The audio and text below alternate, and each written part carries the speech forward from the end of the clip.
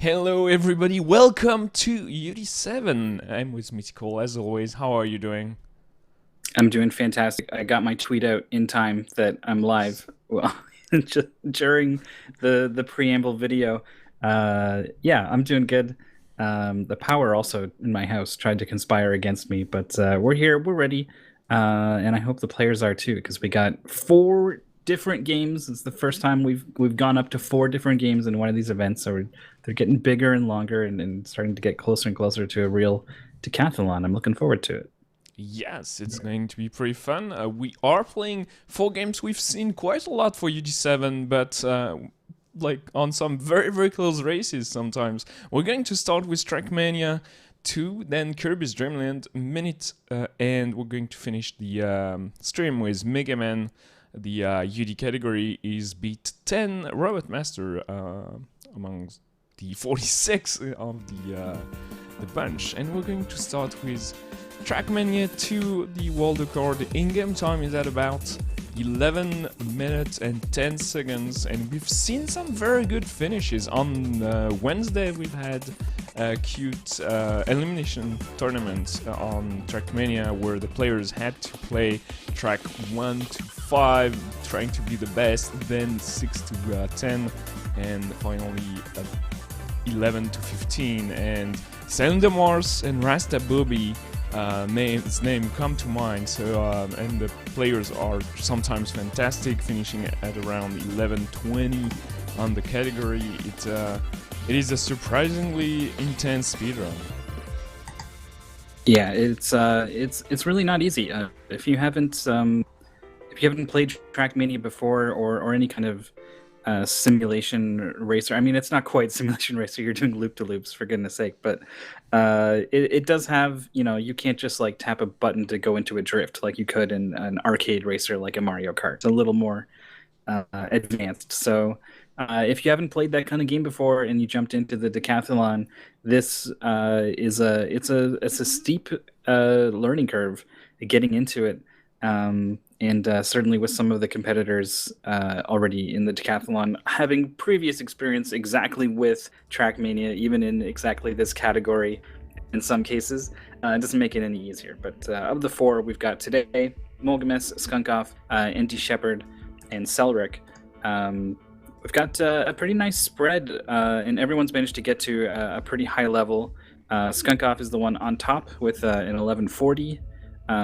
Just 10 seconds behind is ND Shepherd with an 11:51, and with a 12:07 is Selric, and then a 12:45 for Molgames. But I find Trackmania is one of those games where getting your PB is one thing, and racing it consistently is another. Yeah, as soon as you take any hit, any walls, any jump that throws you off, you can lose a lot of time in just one go. Cylinder Mars in that full speed map, that was the B12 on Wednesday, took up a weird hit and then lost about 10 to 15 seconds to a single miscalculated turn. And the seconds are very hard to come by in Trackmania. It's not one of those games with huge tricks and or very tight boss fights where if you do perfectly you can save a bunch of time in one go. It's just like tiny optimization here and there that are going to save you tenths of a second, and you have to work very hard to try to stay close with the other runners when things are not necessarily going your way. We have 24 runners for today, but we are going to focus only on those four, so wish them luck as the race starts. We are doing only the green tracks category, and Molgames, Skunkoff, Andy Shepard, and Sarek are starting just now. The first track is it starts pretty rough, actually. The first track is definitely not the easiest of the bunch. It features a lot of dirt, which has much poorer handling than the concrete, except these tunnels have a strip of concrete in the middle, so that's helpful to if you can stay on there, but very frequently you'll slide off of it, and just like we saw in Volgames, once you slide off the end of it, the dirt's only going to have less traction than before, so you're very likely going to keep going and hit the wall. So pretty rough start, very difficult dealing with the changes in terrain, those tunnels. We'll see how the Skunkoff does the first one to get into the second tunnel, which is pretty much exactly the same, except you're coming in with a lot more speed. And he's going to finish with a pretty good time, followed by Andy Shepard. And then Selric and Molgamas are both pretty close, flying into the finish a little bit rough side to side. That can happen sometimes. Both of them get through the finish okay, though. Alright, map 2. You'll see the runners do a weird left and right turn at the start just to keep the wheels on the ground, so you have you keep accelerating. If you are in the air, you're not gaining speed, and sometimes you're even losing some, meaning you're going to lose a little bit of time. That's about the saving, like, I don't know, yeah, once again, a tenth of a second, and that's just, you know, the mark that you are going to optimize every single thing. Lots of bouncing off the walls on Sarah Extreme, being just a second ahead of Molgam and Skunkov, having better loads. Might seem is way ahead, but it's not by that much, even though they've had very, very good starts. The map 3 here is more of a scenario, weird like thing that takes us off the simulation road and more of the, you know, arcadey type with those jumps. It can be pretty easy to tilt and to lose everything you've built on those stairs at the end, but the runners make a good job of keeping their wheels on the road. But Molgam is almost fell off, but nice recovery there. That was pretty dramatic, actually, thinking about how it might be the end of your driving career if you go off one of these buildings floating in the sky at a bad angle. I hadn't really taken that approach to Trackmania before, but I suppose there's someone in that car driving that thing. Oh, I hope not. Skunkov in the car is, yeah, maybe it would be quite nice if these things were remote controlled. Skunkov has the lead, doing some snaking back and forth, flying way into the air. There's a, you know, that's like an S turn basically, but just kind of cutting straight through it. As the finish is right afterwards, you don't need to worry too much if you lose control of your car. Ideally, though, you do maintain control all the way through to the end. That is going to be just a little bit faster. Skunkov heading into this is 5, I think it is, the multi-lap track here. I think it's the first one, and they're always longer, and that can make them a little more complex. But it does mean you do have a little more experience driving on that course. If you're just kind of doing runs, you've done 3 for every run you've done. And this one has a really tricky turn that Skunkov handled pretty nicely. We can take a look at who's going to be the next one, actually. There, the other 3 are Andy Shepard there. This dip down followed by a sharp turn to the left. Selrek here, we'll see. Went down to touched the wall. Yeah. You want to take it very wide and keep your wheels on the ground at all times, but it's pretty tricky on that map. It's dirt only, and you are going to try to optimize every turn the same way, except for that one turn where you want to lose a bunch of speed and keep on, like, not losing too much speed, obviously, because you're going to lose too much time if you do that, but you really don't want to be sent up flying over the wall. That can happen sometimes, but it's been a while since we've seen those runners. Now that they have practiced all those games, making like such a big mistake that they have to restart the previous checkpoint.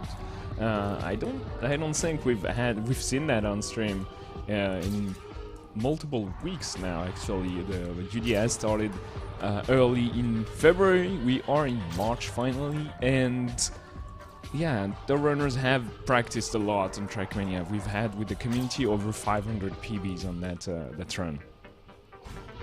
Man, that is a big number. But that's just what it takes. You can't sleep on Trackmania and expect to just have it kind of go okay. It really does require putting in the work to make it go. Skunkov is on the probably easiest track of the bunch. This is 6, where you just kind of go straight across some grass, actually. Now, grass is one of the most complex things to deal with in this category. But it's just a straight shot, so as long as you line yourself up beforehand, it's really not too big a deal, and it goes very well. Looks like it's going to be about the same. Andy Shepard almost jumped into the checkpoint, actually.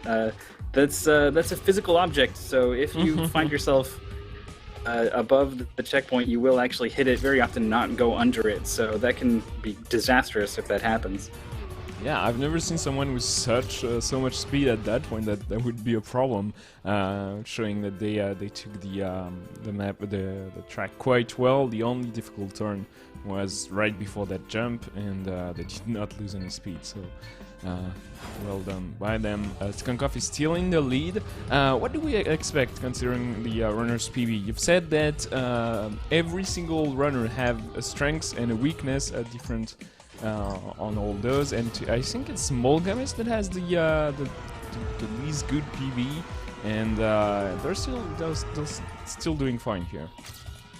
Yeah, it's there's like 10 seconds between Skunkov in first and ND Shepard in second, and then it kind of another increment of seconds or so before Selric, and then there's a 40-second gap in Selric and Molgamis. So Molgamis is definitely racing from behind. The other three are all fairly close. Skunkov was in one of the craziest turns there when I tapped back in actually from the leaderboard, so that may have been a little while ago, doing some crazy loop-de-loops, driving upside down into the finish, showing off how crazy Trackmania can get. The green tracks are pretty tame. That's the category we're doing here today, compared to some of the really wild stuff you can do in this game.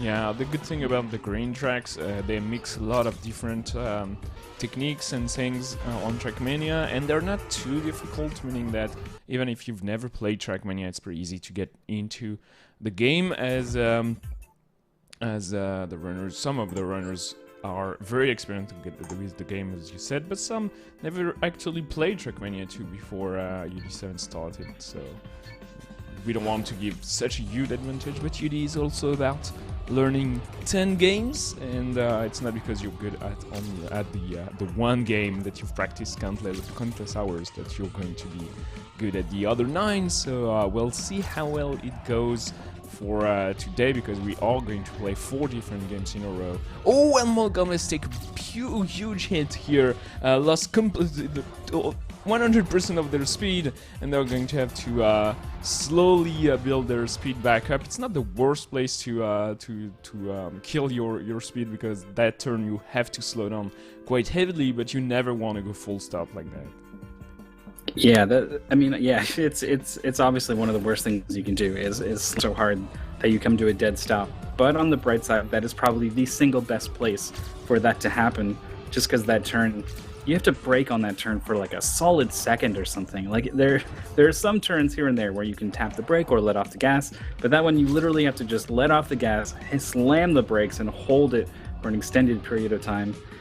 So a bit of silver lining there. This, however, is a pretty bad spot to take a hit and lose all that speed. So Molgamis dropping back a little bit here, almost jumping out of bounds.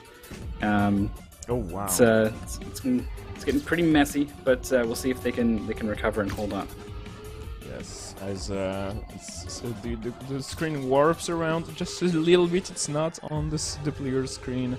The few jumps we've seen is because Trackmania is so hard to encode that my computer goes crazy only on that game. I'm sorry, but we have almost every single frames and every single turn for that 10th map here. 3 laps for all the players. This one is not so technical. It's just like a dirt turn and then concrete and then a second dirt part of dirt and rinse and repeat. It's not the worst one, but the problem with the multi-lap tracks is that it's so easy to let go of your focus for a split second, and you're going to lose a bunch of time if you do that, because on the third turn you've done the map like quite well twice, and then you can, I don't know, I personally start to overthink things, and I don't know, the turn I go a little bit faster because I'm like, yeah, I could probably go a tad faster, and then I just hit the wall and stuff like that. I'm pretty sure it's not just me. Yeah, or you're looking at like the skid marks you made from the first 2 times, and you were like, oh, I guess I break there, but like now there's this visual cue instead of regular visual cue, and it's not quite the same. Yeah, I understand. definitely. Oh, Mulligan, stay on the checkpoint. Oh no! They've hit the this- wrong key. They started right at the start of the track. They're losing a solid minute here. That's the worst mistake you can do, is menuing error and not driving error. Sadly, that cost way much. Second time around, Megaman stays on the track, but obviously not the ideal turn you'd want. Skunkov flying over some gaps here. This is where these gaps claimed Salient to Mars, I think it was in first last time we featured Trackmania earlier this week, and ended up dropping them all the way down to fourth on stream. But not getting Skunkov this time. Selrek is also racing off through this loop-to-loop, but Skunkov is maybe going to tap the wall here. No, he's going to take this turn cleanly, but it actually can be optimal to tap the wall to help you turn and to help you slow down, both things that you're looking to do on that turn anyway. So it ends up being a strange way to go, but is I think the fastest way to get through there. Just driving pretty cleanly. No crazy skips off the railing. I know we look for it every time. We're not going to see it from Skunkov or Andy Shepard. We got 2 more chances to see, but I don't think we will. Yeah, it is a crazy one. You completely go off the road, and Sarek is not going to go for it. We are going to have a tournament where it's required, like a fun tournament where you have to go to do like one crazy stuff on each game. On Trackmania, it's going to be this one. I don't know what we're going to do, but I want to see that on stream. Succeeded. I don't want just to see it attempted, because it's always heartbreaking on a speedrun when someone goes for a cool trick and it doesn't pay off at all, and the runner ends up losing a bunch of time. So. I want to see runners successful, not like killing off their runs and chances for a star on their player card. Wow, Sarek takes the worst turn on that grass section here. This is a tricky one and ends up like killing completely their speed, and maybe a bit of their car chipped into that pillar here. And sadly, I don't yet have figured out how you turn on the grass, but the runners have very different strats. The top runners go very wide on the right side, and I cut it shorter than that. I don't understand why that possibly be the optimal thing to do. So both of us have a little something more to learn, at least about Trackmania, and certainly Selrek could use a pointer or two, it seems. No, that's a little late. This stuff happens. It's very hard to be precise in this game, let alone doing anything on the grass. They're all racing against each other. They're not actually on the same course. You can do that in Trackmania, but everyone's a ghost, so you just kind of glide through everyone. You can't actually collide or anything. But these 4 and 20 other competitors are all racing today in the first game of 4 different games for this tournament we're doing this Saturday. Skunkov turned a little bit on that final jump, but he does get across the finish line. It's about a 13:30 or so. Real time, we'll see what kind of time it actually ends up being. They will submit the times that don't have the loads, so that Skunkov with his super fast computer does not get an unfair advantage over anyone else. So the goal was to beat all tracks B1 to B15 as fast as possible. There are at least 50 other tracks in the game, but the idea is not to beat all the tracks, because that would be insane in a UD category. So 15 tracks here is plenty. Molgames is still on B13 here, finishing that weird map, and Andy Shepard, Skunkov, and Sarek are all done. So we'll see the players submitting their time, and it feels like the results are, for at least Skunkov, Sarek, and Andy Shepard, a bit worse than what we've seen the couple of previous tournaments we've had on Trackmania. I would explain that by stating that the runners have practiced all the other games rather than just the Trackmania. As the season goes on, you want to be as good and consistent on all games, so sometimes you have to sleep a little bit on a single game, and Trackmania might be one of those where we've seen the peak of the skill set of the players right at the start of the season, and nobody really can improve because it takes so much to save more time on the game. Yeah, it could also be that we featured some of the best Trackmania speedrunners, period. The last time we showed the game, Sailing to Mars and Rasta Bobby both extremely high on the leaderboard. I wouldn't be surprised if one day we see their names at the both of them extremely good, and these guys, we're seeing more Ultimate Decathlon style approach to this game this time, which is something that I'm kind of glad people are being able to see, because when you watch the top players play this game, they make it look so easy, and it's really not. So when we see someone who isn't like a total expert at this game, when you see them play, you can start to get a glimpse at like what are all the ways that these little things that can go wrong, and sometimes big things that can go wrong. We've seen some pretty ugly crashes this time around. So No! this is oh god, Oh, why did wow. I do it? I didn't have to say any. All right, wait, we need Yes, to find the okay. button here to start at the checkpoint, not the total reset. The only reason you would ever hit this button is if you were in a race, because if you were to crash so bad that you reset, you would probably restart your whole run or whatever. So really important to find the right button in that bad situation. Yeah. So yeah, in the chat, some experienced maybe players on Trackmania are surprised on the way Molgamis played the game. Once again, Molgamis has practiced many different games, and they should come back pretty strong. Oh wow, I'm doing the same mistake again on the third turn here. The third, yeah, lap. So Molgamis is going to be up there for Kirby's in Minit, with a 8-minute 8-minute PB and a 12:43 Kirby's PB, but it's not so easy to be consistent on Trackmania when you're not so experienced with the game. And the leaderboard rolls in with Devil Tifa on top here with Trackmania. So no Rasta Bobby, no Sailing to Mars on today's tournament apparently. Yeah, I guess they got their fill last time, or maybe there's a game in the lineup kind of keeping them away or something. But who knows? In any case, these are the people competing today. Eastrom is a runner that we saw floating around the top 8 quite a bit last season. That didn't quite make it. They're currently sitting in third. Some names that are a little new to me: Ash Lambert's Slow Pew.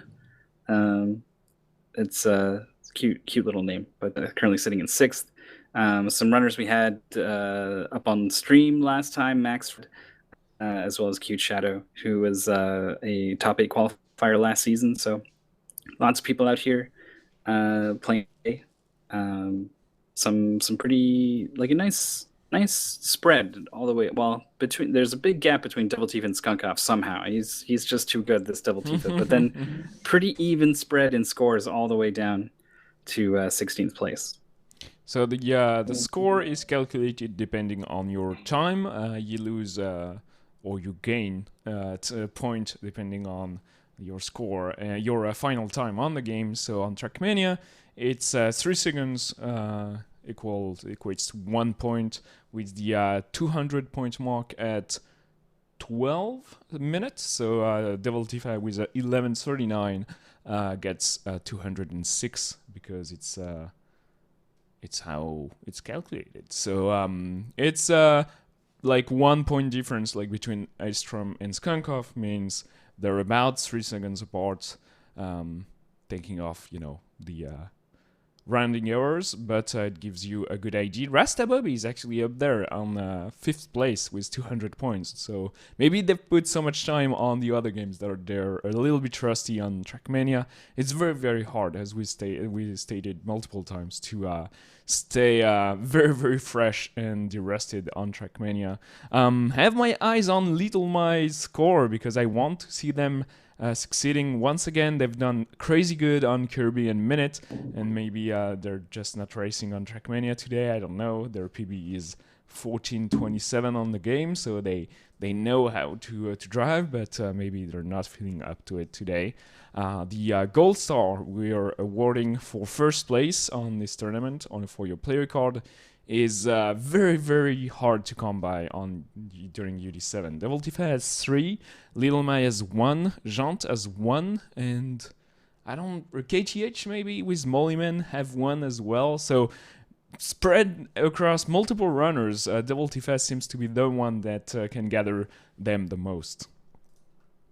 Yeah, you've got a kind of a period of time to learn these games. The Ultimate Decathlon is a long process, and the tournaments start week 1 though. So if you're someone who learns quickly, you can start to be competitive early on. So if you were in the business of trying to earn as many stars as possible, if that was your main goal, then being able to quickly, like Devil Tifa does get him out there in the running for those stars, gobbling him up. So he's doing a good job, and he's starting a good time, starting again today to do exactly the same thing.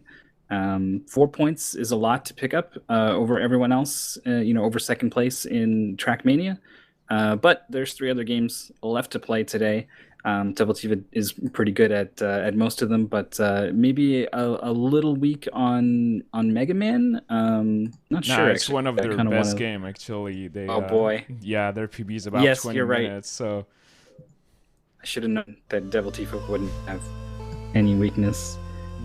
They're pretty I don't good. See him in the top 10 in Kirby at least. So there's that. It's your shot right after Minit. We're going to play Kirby. So Minit is a game, an adventure game where you have to do a bunch of things to be able to beat the game, to destroy the factory that make the cursed swords. The swords that you pick up at the start of the game is going to make you die again and again. This is the grounded day once again, and every 60 seconds you're going to die and start the day all over again, back from your house, and you have to try to accomplish as much as possible, but very few things are saved between lives. Only the items you've gathered and some NPCs you've helped and stuff like that. Sarek has probably done a complete run during the transition here, as we see the swords flying around, showing that they probably put 1 extra run of practice right before the stream started. This is not the first time someone has managed to do this. Finish the first game fast enough to do an entire run of Minit before the match actually starts. Molgames, I think, is wisely practicing one of the hardest things that you have to learn if you want to get a top time in this game. Navigating some of these dark rooms without the flashlight. That's gives you a sort of a vision cone around yourself. I mean, it's not a cone like an actual flashlight would give, though. It's one of those little spotlights from above that you see in video games. So, has me wondering if maybe it should have been a candle or something. But either way, it lets you see in the dark. And that's a very tricky room right off the bat that you need to walk through. There's snakes that will hit you. They will kind of let you know where you are. Sometimes you hit a snake at the wrong place, and you're like, I don't know which snake I just ran into. I don't know where I am in this room, and I'm probably going to die. But we've seen a couple players not get through this dark room right away, and you can drop like 10, 15, 20 seconds, depending on how it goes. So that is a lot in this game. So the very first thing you need to know about is that dark room, and it looks like that's something that Molgames is thinking about before we get started here. Yeah, actually, totally understand.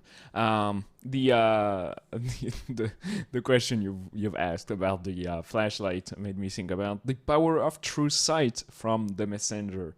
Right. Which allows you to see in the dark. No spoiler if you've not yet beaten the game.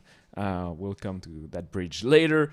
I will cross that bridge later. But here we go. Minute starts right off the bat. The players get their sword on the beach here, the shore, and off they go. So on the top left corner, keep an eye on the timer. This is like when it reaches 0, you necessarily die, but it gives a good idea on the time lost or gained between segments from the players. So you've seen a lot of the players get the watering can at 49 on that little timer, showing that nobody made a huge mistake, but the mistakes could come and go quickly after that dark section that everybody passed.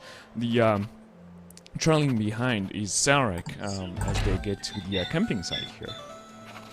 Yeah, Selrek only has 59 on the leaderboard.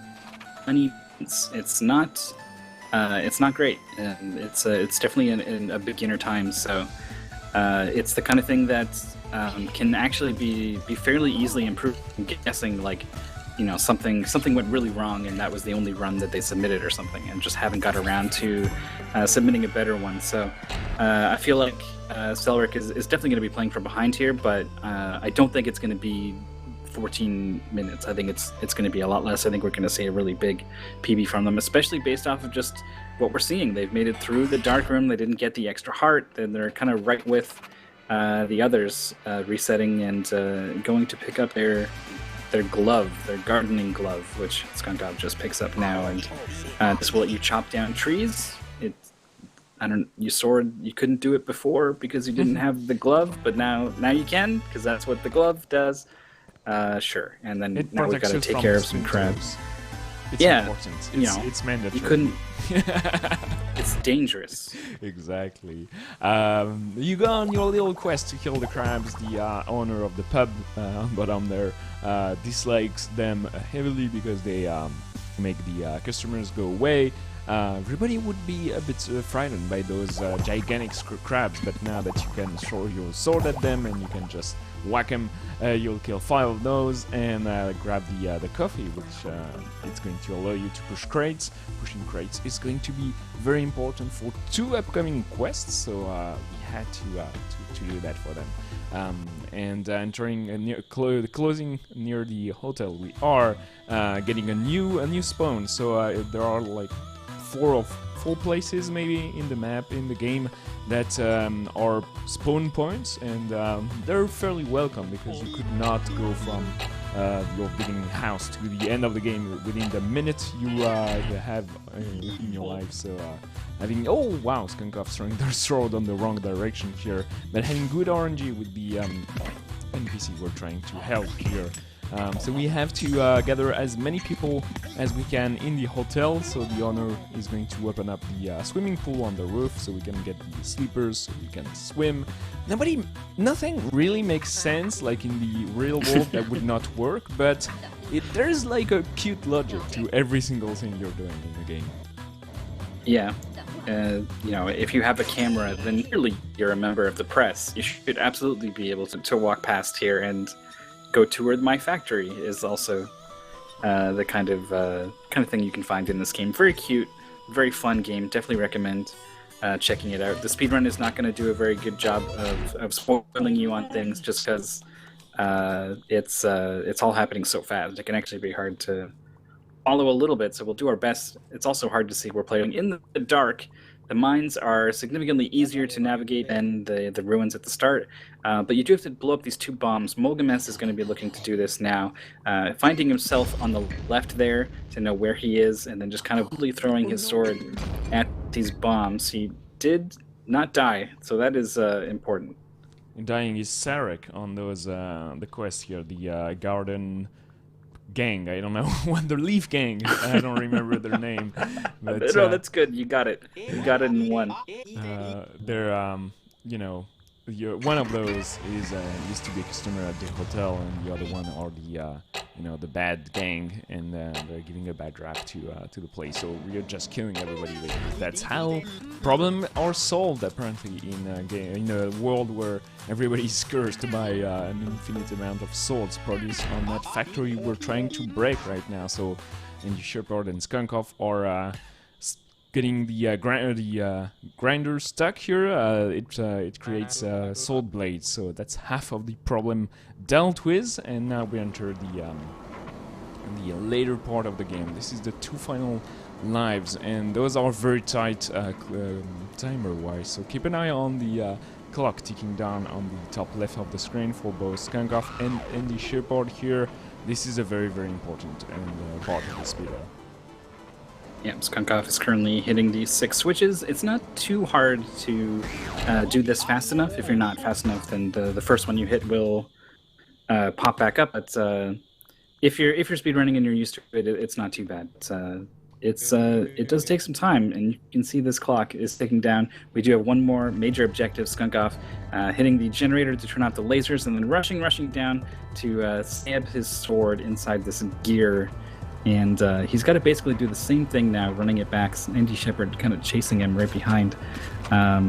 If he can get there and put out the fire, he can get his sword back, but it's going to be tempered for some reason. Fire and fire water. plus water makes your sword a mega sword. That's how real life swords work. If you're a blacksmith, please let us know so we can have the work out the details. But for sure, you have the mega sword and you're going to kill the boss with it. It's just the same sword with tiny spikes in the, on the end. Wow, did Mulgamis die? No, he just got his sword stuck. You really don't want to die. Where Skunk Off is here, you'd want to take your time and grab the mega sword.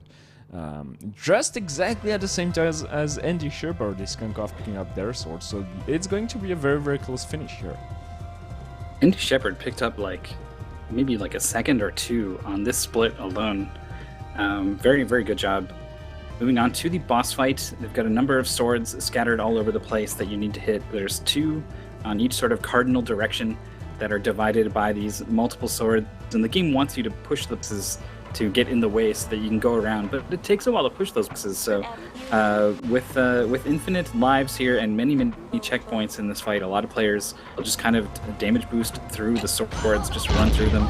A recent strat was made up of a different way to approach that, hitting only one of the 2 swords that you saw. But they're on to the second phase now, where the farthest away sword is the one that's going to light up in the darkness. You would see a little better if you had that flashlight, but they don't. So they're kind of relying on waiting for the swords to light up so they know where to even stand. Though the swords are not vulnerable until they light up anyway, so it's not a big a deal. Second phase, you're waiting, hitting the swords, and then just kind of playing defensive while these crazy projectiles are coming out, both from the boss and from the wall of swords behind you. I thought Skunk Off died. That would be losing a bunch of time, but both Andy Shepard and Skunk Off took at this. That's pretty usually expected. You want the runs usually finishes with 15 completed runs, 15 lives wasted. Oh, and Andy Shepard actually dies right at the end here, so Skunk Off is going to take the lead by quite a margin actually on Andy Shepard, but finishing sub 8 they should be. Yeah, this boss fight is so straightforward. Lots of ways it can go wrong. A lot of happening on screen.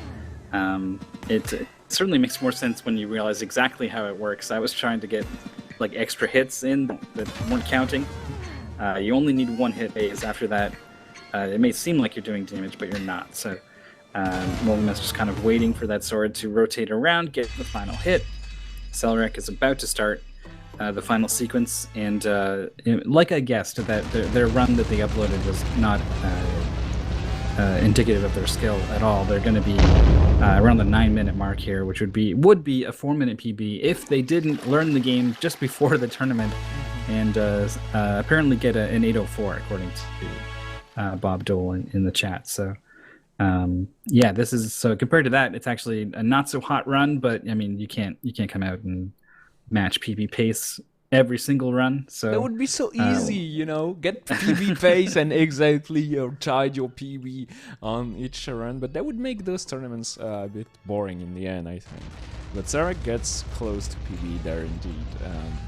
And they're going to have a big gap and big improvement on the UT leaderboard if they've practiced so much Minit in the past few days or hours. And we see here the current ranking. Mulgamis apparently gets 300 points. It's usually well done. a mistake and should be fixed quickly. Skunk Off and Devil Tifa are going to stay on top here. Andy Shepard as well. So on stream, Skunk Off and Andy Shepard is going to be very interesting to keep a close eye on their performances. And KTH, Maxrad, Still Shady, and Cute Shadow apparently are tied at 396. This is becomes weirdly common in these tournaments. We've seen some very close matches, some really big ties, multiple ties of multiple ways. It's been really fun to see. We've got. I was hoping we were going to get Mogames's time updated on that one, but still trying to cheat their way to the top. No, no, it's just a minor input. Moving the decimal can create this for a little bit till it gets started out. We do see On the Cour, who didn't do quite so hot in Trackmania, but had a really good minute run, is jumped into the top 10 with Sablier. We can see Moucheron, who joined probably not to play every game, probably just to play the games they want, which is totally cool. Got a 2:10 in minute, which I think when Ultimate's time gets sorted out is the best time that we saw. So is gonna sort of get their moral victory coming out on top of minute. Yeah, that's a 7:14. That's actually very, very close to world record at that point. Wow. Less than 20 seconds to save and optimize. The game is. I do expect the game, like some people, to keep on grinding the game so much. The sub 7 shows up on the UD leaderboard at some point. It's pretty fun to grind, actually. It's a very entertaining run. You have your in-game timer, and you can compare pretty easily the time you lose or you gain. And everything is pretty straightforward until the boss fight, and then you have to do your best there. Some players are getting fairly consistent on minutes, so it's been a blast to follow.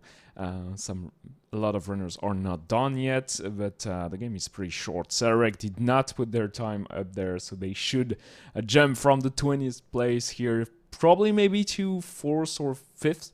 Well, 4th or 8th, apparently. Yeah, it's 10 points separating such a huge jump in placement, but that's just kind of the way it goes when everyone has got so good at all these games. It's become very competitive, and there's some stars to give out for top 10 too. So even if you're not quite aiming for that gold star first or the silvers for second and third, it's within reach sometimes to grab those top 10 stars, the white stars. So something you can Seller can maybe start to think about once this minute time comes in. Yes. You've mentioned the camera and minutes, so you're considered part of the press and you can enter the factory. And finishing a run with the camera is one of the achievements for the UD7 this week. And I've not yet done those. The achievements are on one of my only ways to get a star on my player card, as we both kind of join those tournaments. So it's something I have to do before we close the week. We also are going to announce the achievement for this week, starting today at the end of the stream. So some players really enjoy those incentives we have. So to play more of the game, actually, it's just a reason, an excuse. So runners get more practice in those speedruns. But here we go. We actually have 5-way tie on the 4th place, with Elstrom joining KTH, Maxwell still chilling in huge shadow at the 396 mark here. Olnecker gets to 9th place, and Sarek on 10th. So sadly, will have to do their best to enter the top 10. So it's Stilgar, Lenemex, Lopew, Ash Lambert, Elgerin, and Molgames is at the 18th place here. The Trackmania really hurt them here. Yeah, there's 2 points separating Celric and Sablier 10th and 11th. So after that, there's a bit of a gap, but there is Megaman still to play. Kirby, I don't think, is going to shake things up too much. It's not too hard to get a pretty decent time in Kirby. It is incredibly hard to work even harder and get a fantastic time in Kirby. But likely, players all tend to bunch up at around the 12 to 13 minute mark or so. So probably not going to be too much movement on the leaderboard in Kirby. So I'm assuming everyone competes. Some people are only in for certain games or whatever. But then there's Megaman, and Megaman is incredibly hard, incredibly deep, has a ton of history behind all the tricks and routes and stuff. And so it's the kind of thing that takes a long time to opt. Even at the end of the season, we're not going to be seeing. Metalo will push it pretty close, but very few people will push to the level that the world record holders can get in these Mega Man games, just because it is so deep, so precise, so hard. Um, so that means there's going to be a big variance in that game as to who's put how much time in and who's good at platformers and who can mega the most. So it's pretty unclear even still, with like a 20-point gap or something that could absolutely change in the fourth game.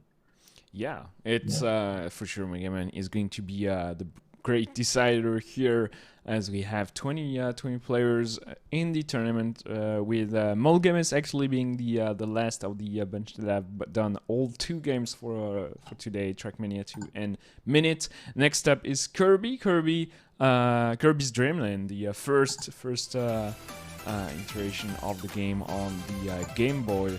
A game that's surprisingly fun to speedrun. Actually, it's pretty easy to learn. A lot of tech. The community is crumbling these days with the new RNG manipulation strat that have come around. There is currently happening on Speed Gaming a tournament on just that game. So if you are into following more of Kirby, there's plenty of content on the Speed Gaming network these days. And on the UD, the goal is to stay put, as the RNG can kind of make you lose about a minute if you're very unlucky. So you have to try to do your best. Pretty much, you have to deal with the RNG, and it's not what's going to decide the tournament, as there are 4 different games, but it can be pretty off-putting for some runners to deal with those patterns that King DDD or Krakow can give you sometimes. Yeah, that's just it's part of how this run goes. It's, if you're like, pushing for the world record or something, then it can certainly very easily get frustrating. But it also, if you're just kind of like probably in a place where a lot of UD runners are, it can be kind of fun in the way that like pulling the handle on a slot machine is fun. Like you play it and you just see what happens. Am I going to get it? Am I going to win? Is it going to line up all 7s, all enemies on Krakow, or is it going to be all swoops and beams? Right? Like it's weirdly fun. Yogi the Monk was running like Cosmo Police Galavan or something, and he had like 19 other games to learn for the Big 20, but he was like, I can't stop playing this incredibly luck-based game, and I understand completely. It's the same thing here, playing Kirby. So for races, it remains a thing, but we'll see how it goes. Also, a tournament is fantastic timing to completely shake up the entire core of the run with this. It's always the case. It's when more players are playing at the same time, or the game gets suddenly more interest. Obviously, some players are trying to find new stuff, and it has happened a lot during the UDs. And I'm pretty glad that the community is actually having a big tournament on at the same time, so we can learn and improve with experienced runners. So yeah, Krakow, them speedruns points out in chat that you cannot have only enemies. You can just have one enemy and then one movement and then one. You know one what I meant. And yeah, we all get it. But it's important to be very, very accurate and precise, because so many runners are actually racing and running the game these days that if you make the tiniest approximation, everybody is going to jump on you. So Kirby's Dreamland, 1992, first time we see Kirby. It's actually a white ball at the start of its life. Even on the colored box art, it's Kirby's white, completely white, and then move to the pink colors, and everybody stick with normal palette here as the race starts. Right now, first level, pretty dense with many enemies, and the game has quite a bit of lag, so you want to know how to deal with all those enemies without like trying to kill them all, because if you swallow them and kill another one with the star, you split out, and that's going to generate a ton of lag, and you don't want to do that at all times. Yeah, there's sort of a weird pull between getting sprites off the screen without adding more sprites, so it turns out a good strategy is to just swallow them up and eat them, which Kirby can do just by tapping down on the D-pad. A nice little damage boost from Skunk Off there. Kirby has 6 health, so he can take 5 of those as he sees fit. There's sometimes it can be dangerous, especially like fighting DD or something. It can be really easy to take a hit, so players might choose to be more or less safe, but they can be pretty aggressive in this first stage. Wispy Woods, not a very dangerous boss. You can feel a little dumb when you bonk yourself on the head with one of those 6 apples that you need. But likely everyone's going to be fine, so usually you see plenty of damage boosts in this first stage. It looks like Skunk Off is going to be the first one into the fight. Selrek dropping down just behind, followed very closely behind by Molgames, and now in Pepper. So everybody keeps an eye on the pattern Wispy Wood gives to the runner, Skunk Off, and a decent one. The Wispy Wood only attacked them twice. Sarek is done immediately after them, so it's Andy Shepherd and Molgames in third. Andy Shepherd has only 1 hit to go. Here we go, very very close between all the runners, and into Castle at Lololo we are. The level can be a bit confusing with many entrances, but if you know exactly where you're going, there's no problem navigating the castle here with lots of empty rooms or rooms you can completely ignore everybody and just keep on moving. Get a little glimpse at what the boss is like. Every Kirby here has like a weaker version of the boss as a mini boss, so it's a little more complicated in the actual fight. We might see players take different approaches to it. It looks like Skunk Off is not. It looks like Selric is not. Molgames is not. And if they're not, I don't expect Andy Shepherd to either, because the Selric and Molgames have a better PB by a fair margin. So I'm not surprised. It is incredibly difficult to go for the curry kill on this. You can pick it up and lets Kirby spit fire, so it lets you rapid fire get all your hits in on this boss, but it's pretty far away from the door to start the boss fight, so you need to really hustle in order to get here with enough time to actually use it. It's very common for players who are doing that strategy to not get all 6 hits in the race. They'll get 3, maybe 4. But to really save time with it, you really need to go super fast and get all those hits. So everyone has wisely chosen to do the more safer and much more approachable strategy of skipping the game, just kind of trying to grab these blocks wherever you can. Looks like Andy Shepherd has 1 more hit, as the other 3 players are still extremely close, heading into what's this called? Float Islands, something like that. The third stage.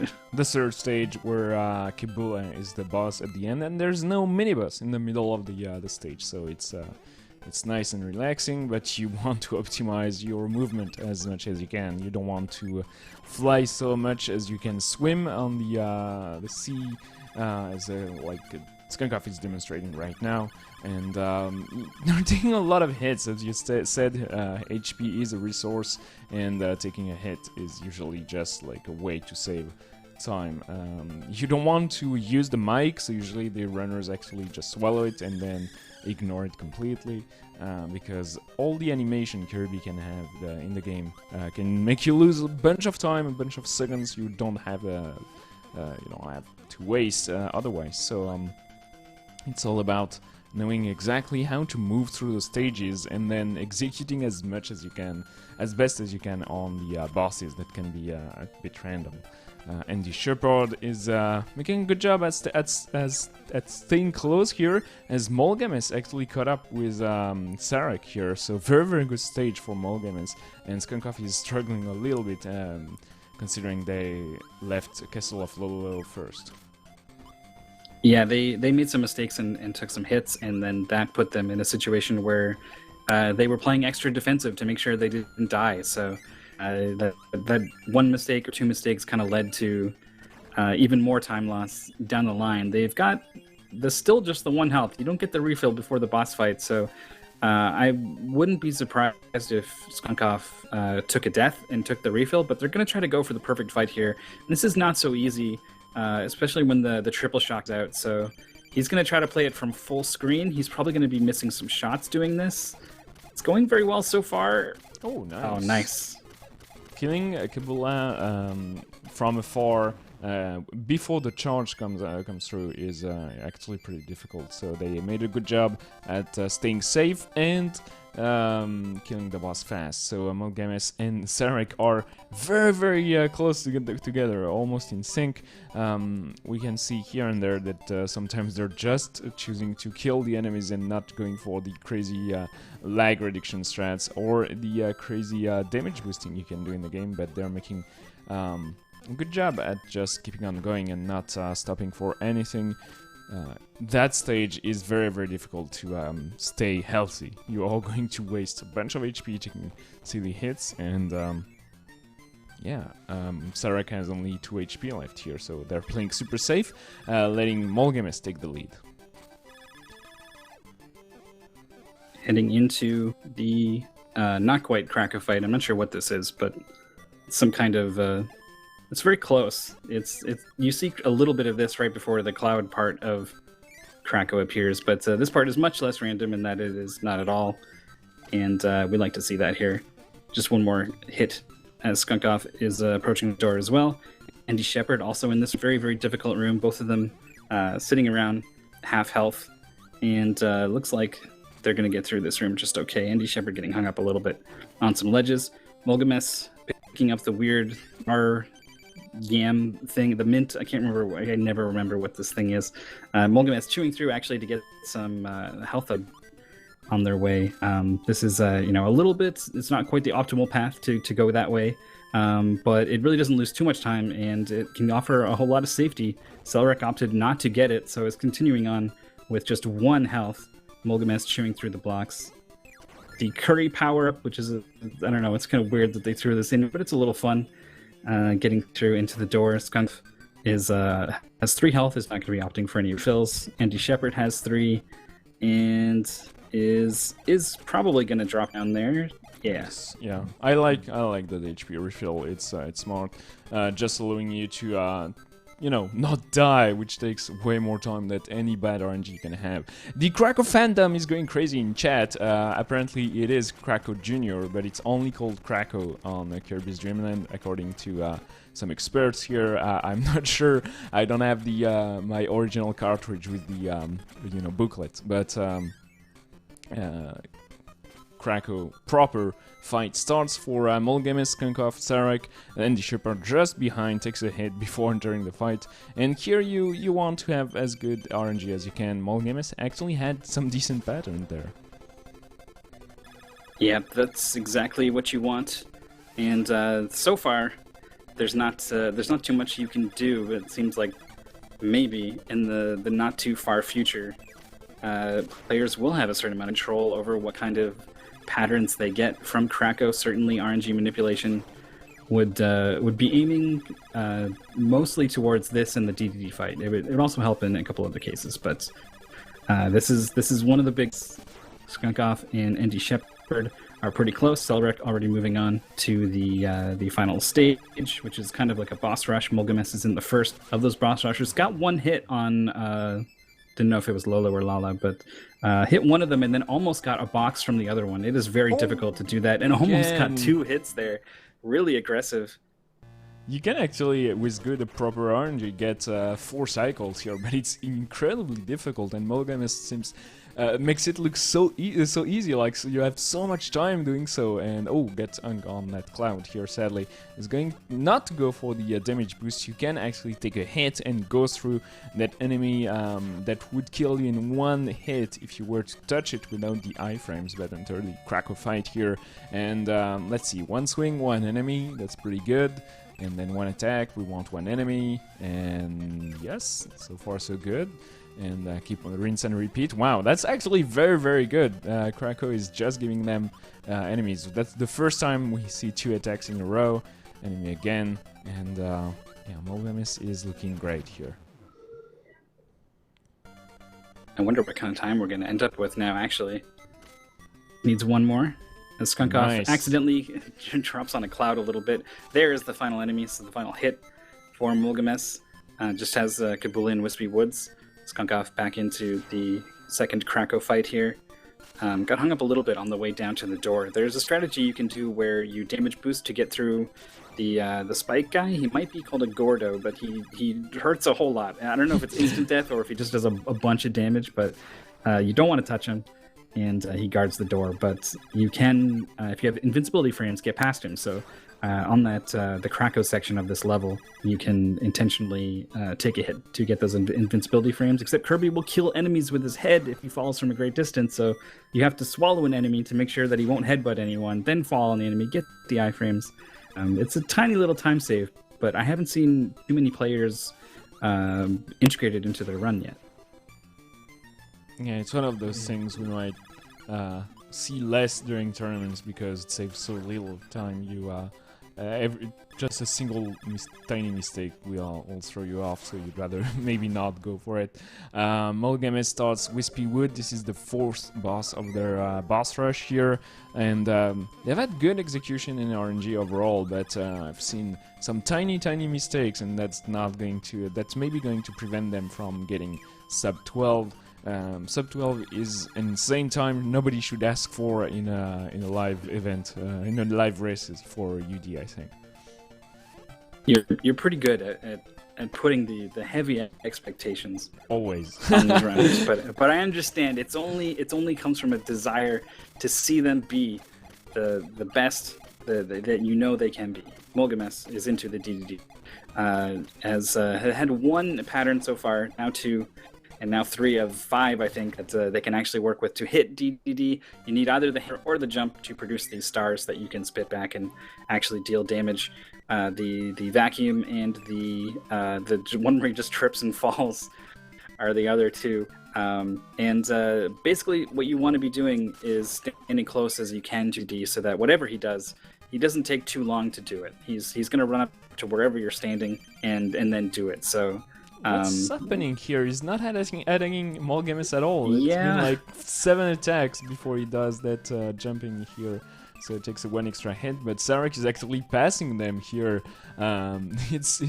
Megaman was an entire level ahead during the boss rush, and now is actually maybe going to lose. Oh wow! Takes a hit intentionally here, so they can keep on whacking at DD's face. Well, okay, good RNG here. 1 final hit will do it, but Sarek is so close. They're both waiting for the attack that will kill DDD, but Megaman gets it.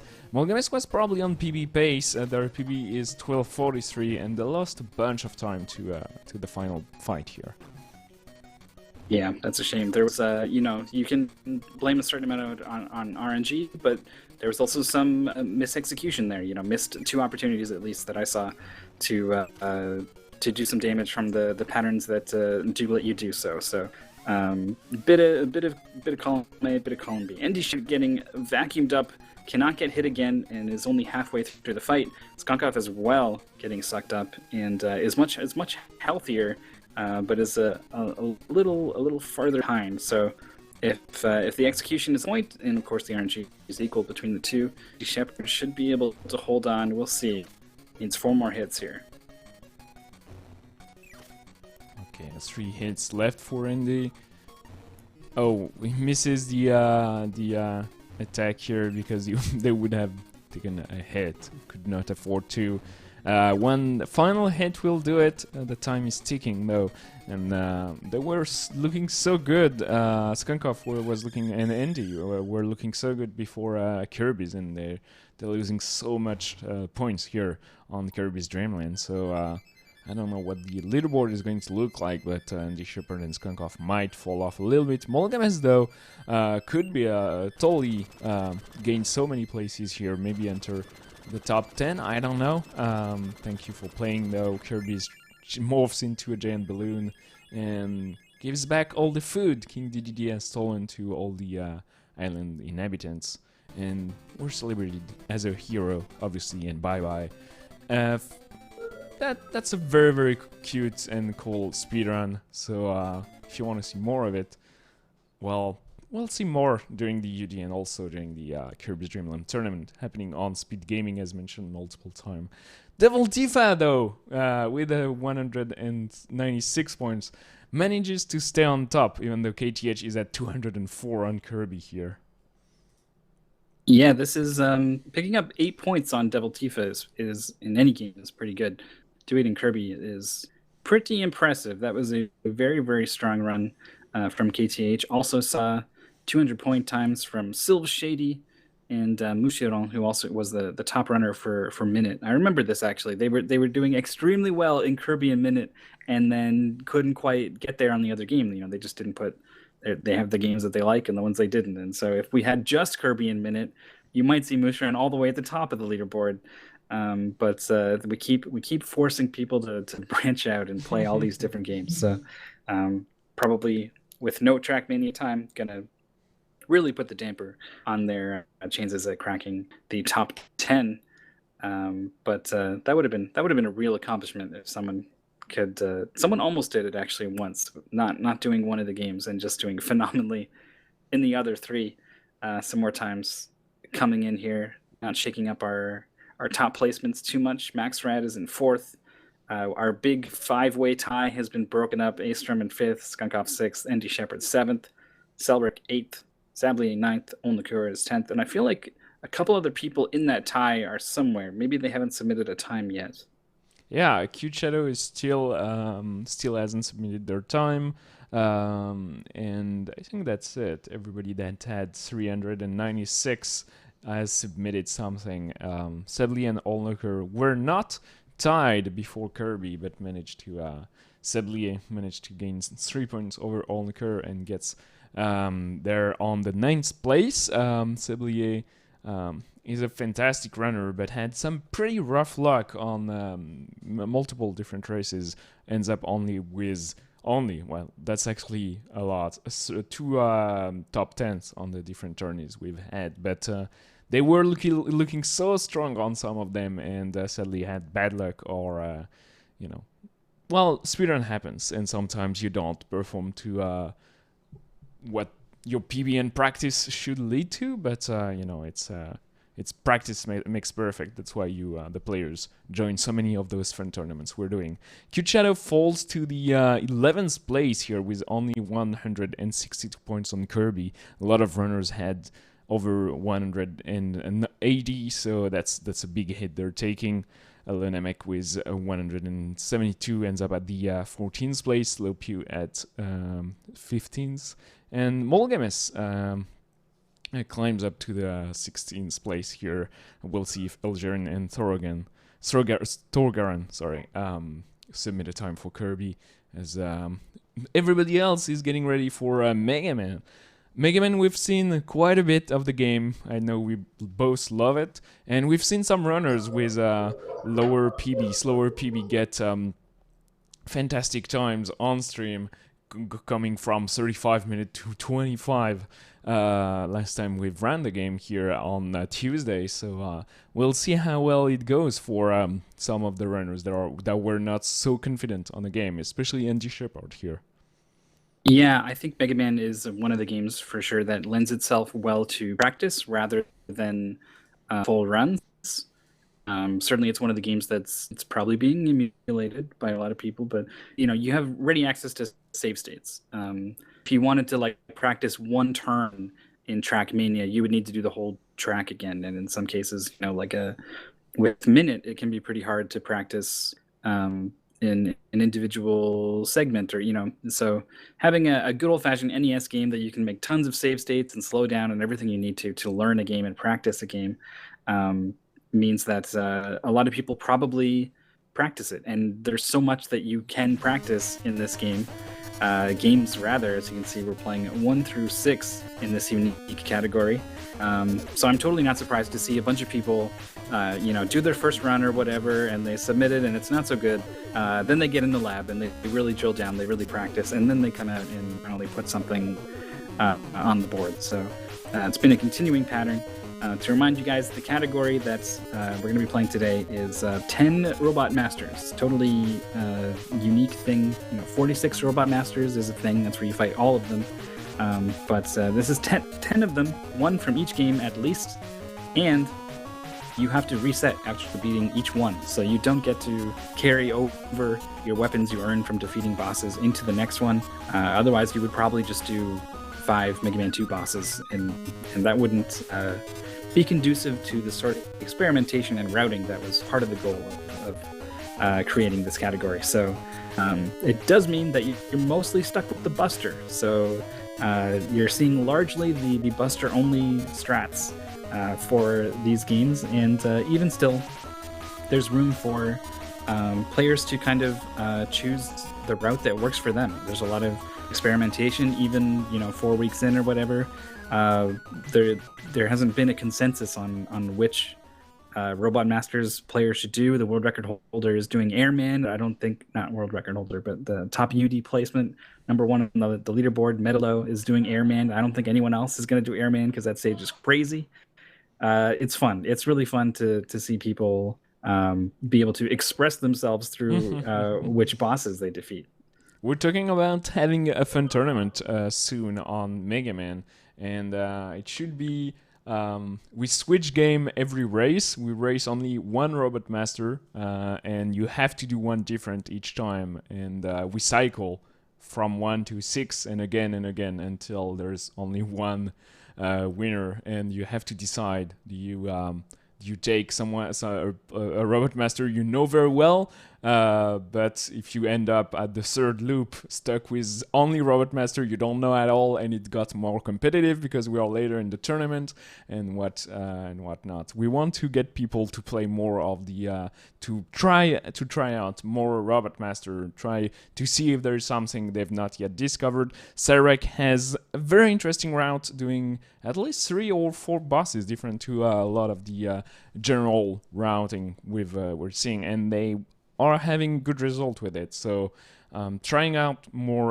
Robot Master, trying to play a little bit more of the game, going for trying to know how the games work is pretty mandatory if you want to do well in the UD runs here. So Sarek PBs is 28-24. We've seen that on Tuesday, if I recall correctly.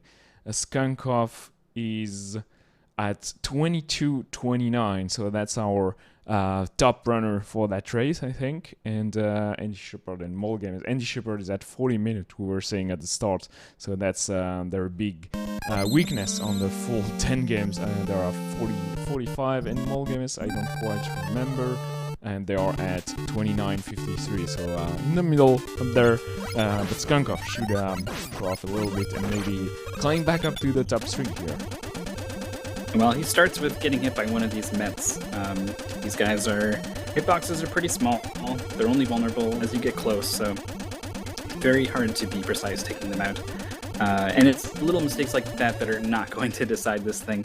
It is, not dying is the biggest thing. It is very hard to stay alive in a Mega Man game. There's a lot of pits, like, I'm not sure if that's what happened to Andy Shepard or if it was a big stream. They died, as you said, exactly, not dying. So I was thinking starting off with, a highlight reel of commentary curse. Like, as soon as you say something terrible happened. I would not say the cursed world for the messenger that killed a runner multiple times, and Andy Shepard dies again. That section is probably some of the parts that made some children hate on Megaman 1 back in the base. It's so hard to figure out exactly the timing, and you fall so fast. As soon as the platforms collapse, you immediately descend to your demise. That there's nothing, not a split second of Coyote time or anything. Boom, you're dead. Once again, Andy Shepard having big troubles to go through that stage. And at some point, that's what I was saying at the start of the stream, maybe you want to go and start experimenting with Cutman, maybe, if you really cannot pass that section. Megaman 1 has the fantastic select button that everybody else here is using against the Gutsman fight, and Molgames is the first one to start a quick one here from Megaman 2. Same choice for the first boss on Megaman 2 from Skunkov. Sarek goes for... I'm not sure. This is... Oh, Middleman. Okay. Just a blue bar. It's like, hopefully everything's okay. Everything's okay. There's a lot of different options in Mega Man 2. A lot of different bosses that are kind of equally fast, and many of them are faster than many of the other Robot Masters across other games. So we'll probably see most people doing their optional extra fights in Mega Man 2, and that means it can be a little hard to follow sometimes. We've got Mulgamus and Skunk Off both going for Quick first. It's, obviously we're just started, so it's everyone's first Robot Master in Mega Man 2. Cellric opting for Metal. Quick is got the instant death quick beams that we're going to see in this section right here. Mulgamus is the first one. Skunk Off drops down, actually. There's a little thing you can do where you actually go further right than necessary and then just walk off the platform that you land on up there. And it means you don't fall down into that little gap, and you have to time a jump that is, the right timing and the right, so that you don't get yourself eviscerated by these beams. But as long as you come through okay, it all pretty much comes out the same in terms of speed. So whatever's more comfortable seems to be kind of the theme for Mega Man in terms of your overall routing, and also your routing in the individual stages. Skunk Off taking a damage boost off of the little projectile there to avoid taking a ton of damage off of the walker. And Mulgamus did take damage off the walker, has much lower health count here, and this matters a lot for Quickman. You hurt him a lot with your Buster, but he can also hurt you pretty good, and it's really hard to avoid getting hit. Yes, nice. Okay, Quickman, the name fits the boss. It is very quick, and he's going to jump on you multiple times. And Andy Shepard, meanwhile, died on Gatsman. Sadly, the race doesn't sound so hot for them. They're going to try and beat the boss on the second attempt here. I was worried that they would not have extra lives and have to start all over again, but they had some lives and went back to the checkpoint. It is something to consider. Okay, Gutsman is dead. Nice. They're going to switch to Megaman 2 now. Metal Man for Sarek. Metal Man is one of those other bosses that can destroy you if you don't know exactly what you're doing. The Soul Blades deal a ton of damage, and they come quick and in large amounts, but Sarek did great, and Metal Man's dead. Skunk Off is off their way to the zip here on the Bubbleman stage. Without the item 1, it's harder to get into the ceilings, but you still can do it using the pause button and the menu button and the screen transitions. Nicely done by Skunk Off. Yeah, that's this was the first zip found, and before the route got zip crazy with people figuring out how to get into ceilings and stuff with the item 1 and item 2. This was kind of the thing, the one zip in this game, and it's cool that in Buster only it still survives.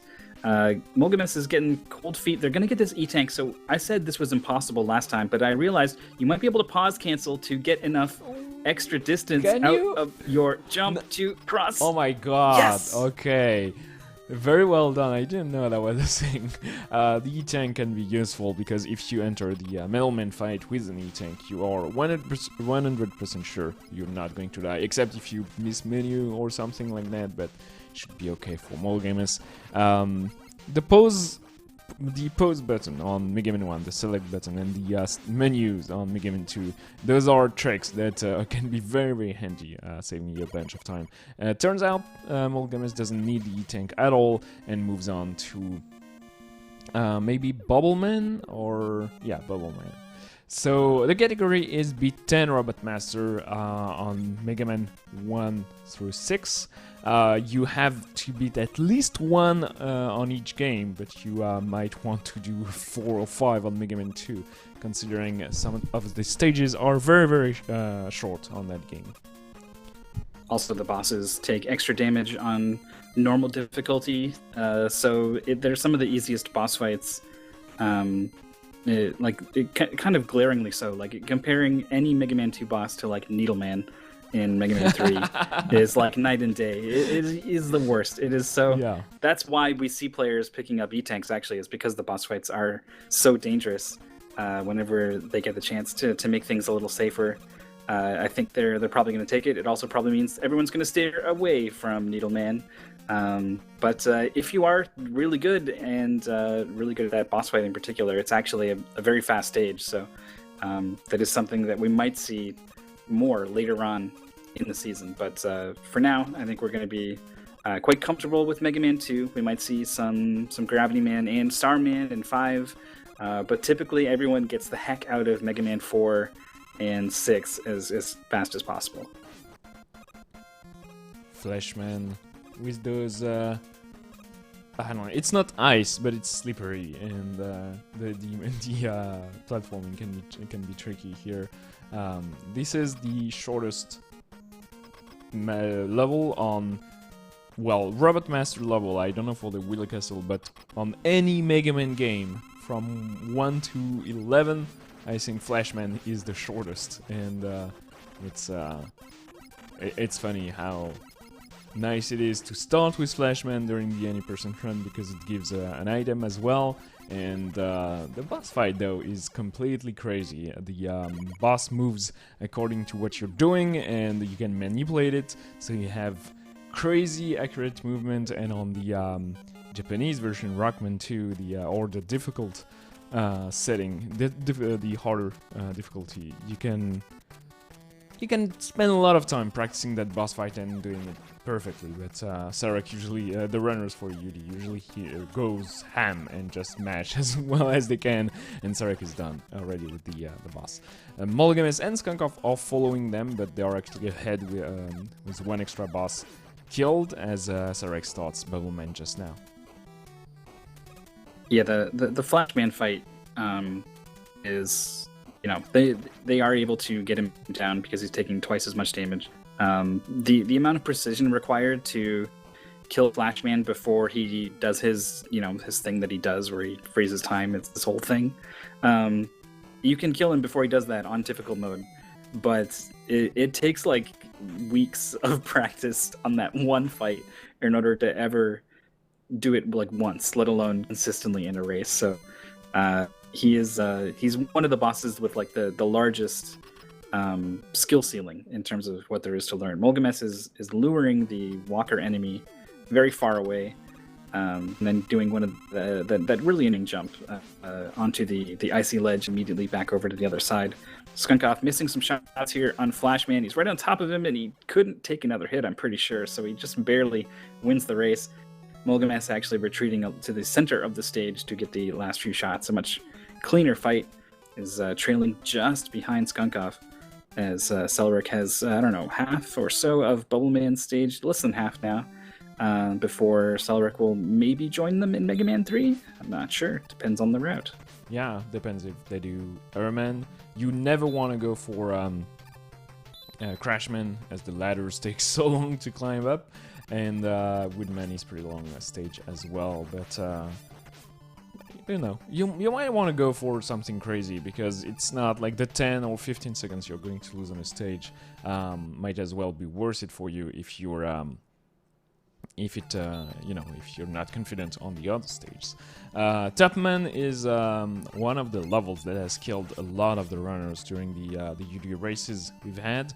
The tops at the end can destroy you, and the mashing overall required to kill the enemies in Mega Man 3 is pretty intense. Yeah, that is. It's true of the series in general. I would say, you know, you need to be a little bit comfortable with mashing, but it really comes to the forefront of Mega Man 3. This cat, I think, takes like 10 hits or something, and you can only hit it, you know, at near the peak of your jump. So, having your left and right inputs accurate while holding a jump input and trying to mash the B input to shoot it's a lot. It's something where you'll see. Compare the world record to what these guys are doing here, and you'll really notice the difference in moments like this, particularly anything involving mashing. I don't know how the Mega Man runners do it, man. They seem to be a different sort of person with how they're able to make those lemons come flying out of that buster. But they do it, and they put in the time.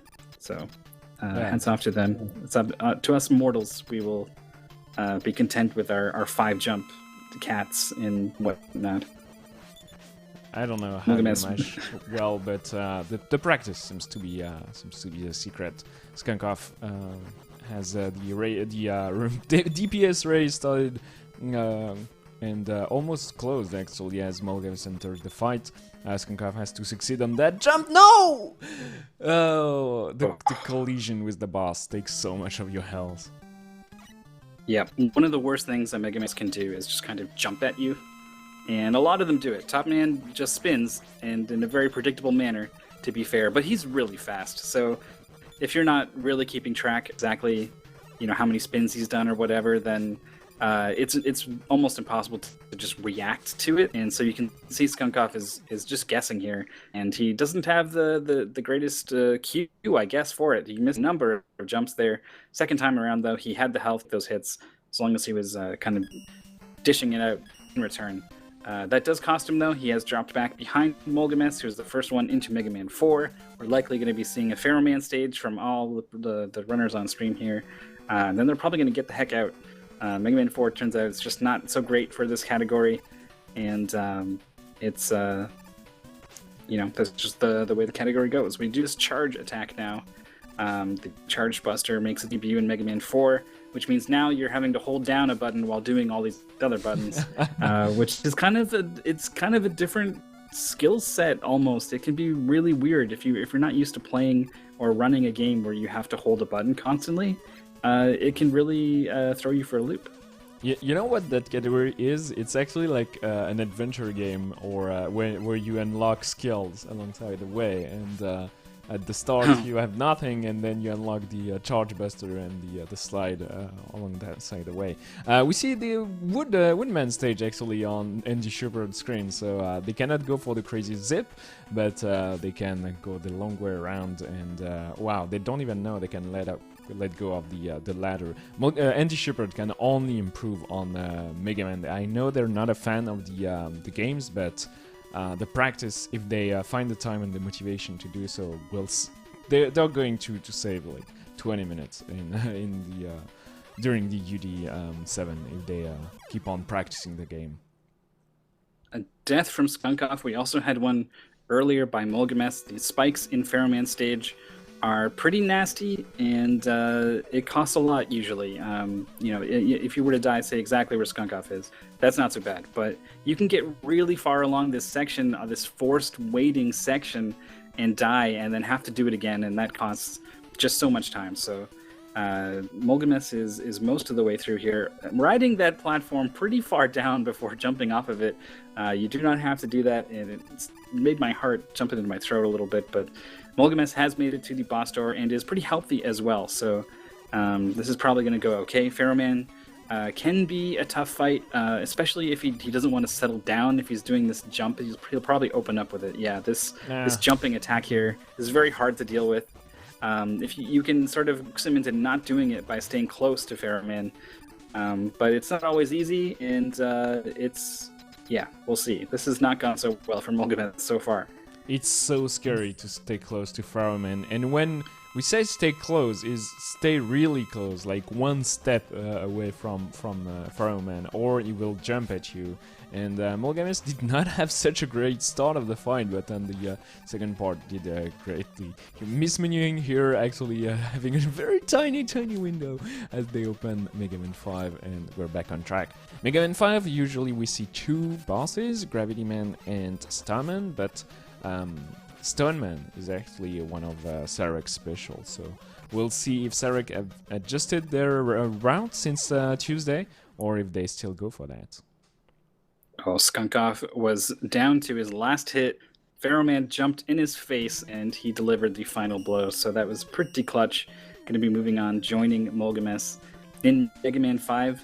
I was going over some of the Buster-only records before today's cast, and so I was just kind of watching the popular ones that people were doing, and then it was specifically because of Sarek that I actually looked at what the Stone Man stage looks like, actually. So we'll see if I remember any of it. It's really weird seeing it done without the super arrow, which is kind of the thing in Mega Man 5. Actually, you've got a much bigger hitbox on your charge shot, and otherwise it is kind of pretty similar to 4, but the super arrow is a thing you only get in Mega Man 5, and there's nothing quite like it. It's kind of like Rush Jet, but it's also kind of like the item 1. It also does damage, so it's a fantastic tool for speedrunners, obviously. But we don't get it, and Skunkoff's gonna technically earn it, but then he's gonna reset immediately after beating Starman here, and is not gonna be able to use it in Gravity Man stage. So the Buster only strats are the way to go. We've seen two different stages here from Molgames and Skunkoff. Likely they're going to trade off and go do the other one.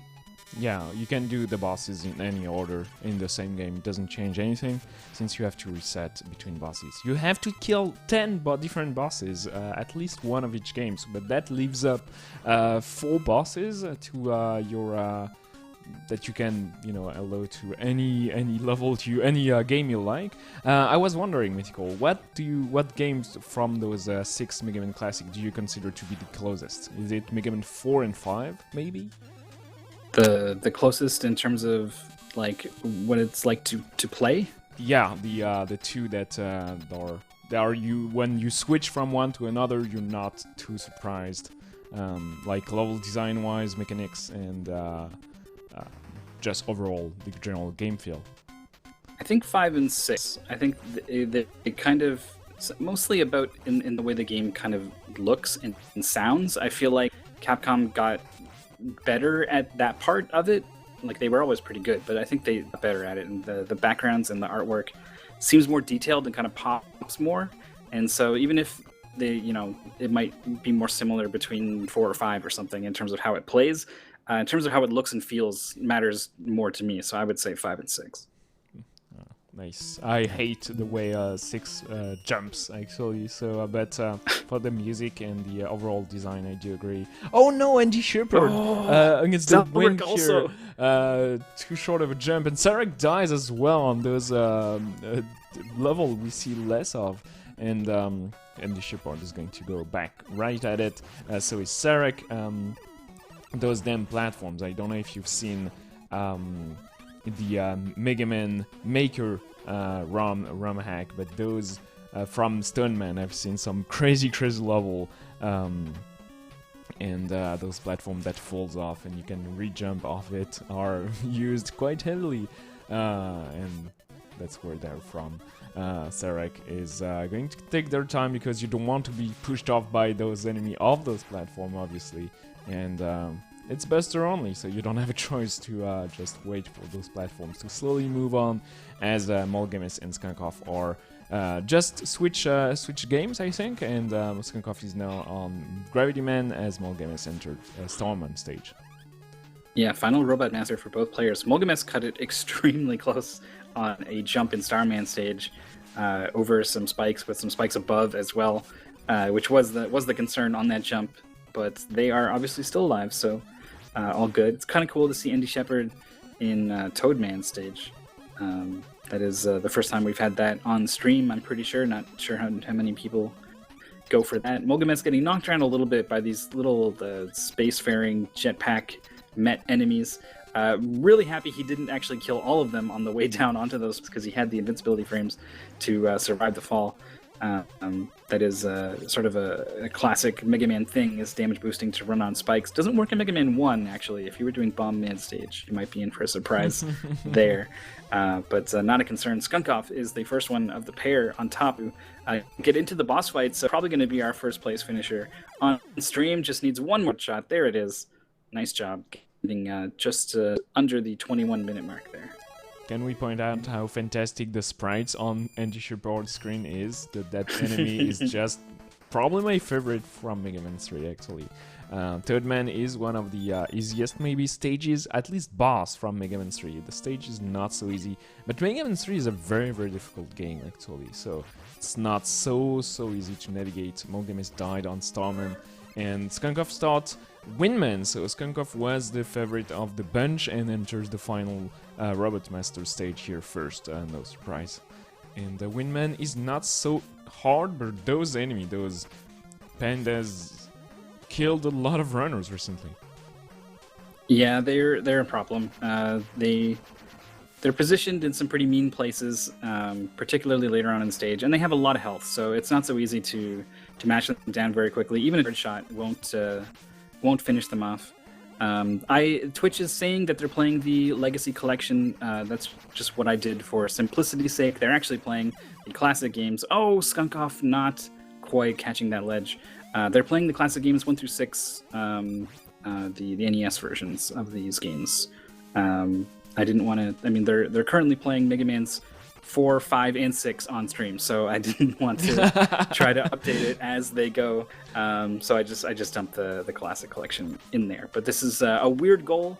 If you're just joining us, 10 Robot Masters, 1 from each game, plus 4 more across games of your choosing, and it's basically Buster only. You have to reset after killing every Robot Master. So right at the end of the goal, pretty much here, is Windman stage in Mega Man 6. Skunkoff and Mulgames have both defeated 9 Robot Masters, so Windman is fixing to be their 10th. Skunkoff got past the part where he died, but then he dies just a little later that on, part and did killed not so get the many checkpoint. people.